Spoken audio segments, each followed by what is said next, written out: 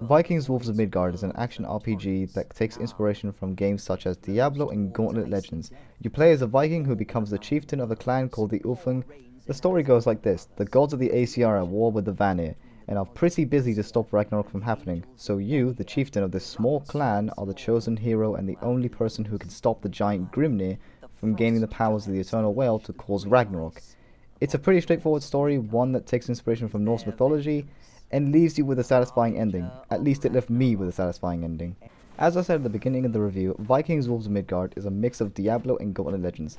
The isometric point of view, hack and slash combat style with special abilities that give you the edge against boss fights, or a pack of 10 wolves, boars, trolls, imps.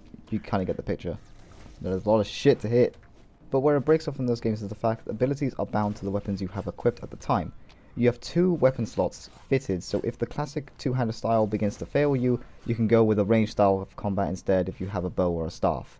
There are 5 different combat styles to go with: dual wielding, shield bearing, two-hander, bows, and staves. Each having 5 active skills which can be upgraded multiple times with improving visuals and effectiveness.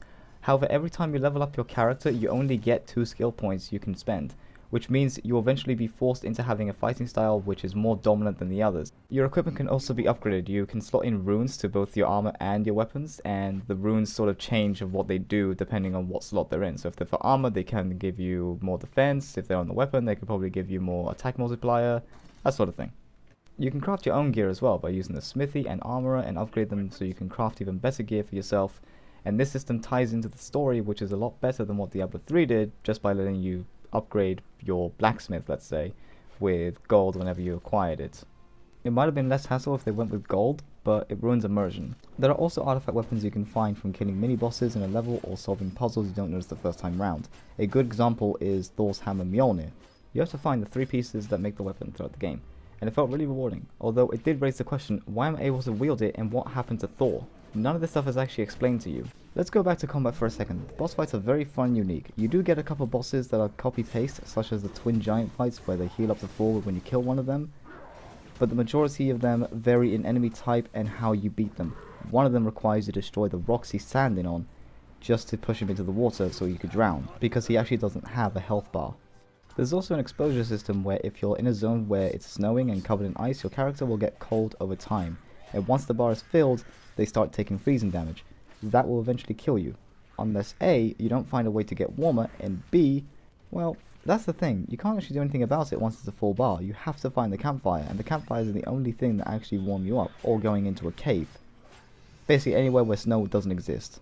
Throughout my playthrough of Vikings Wolves of Midgard, I've came across a few tiny bugs where sometimes my character would hit something I'm not even mousing over, or an ability would completely miss for some reason that completely breaks the game. But I did experience a very big bug that once I reached the final campaign, the game completely forgot I did everything before it, so it tried having me start from scratch, but with all my gear still equipped. A very weird New Game Plus sort of deal happened there, which I will explain how to fix if you get this bug.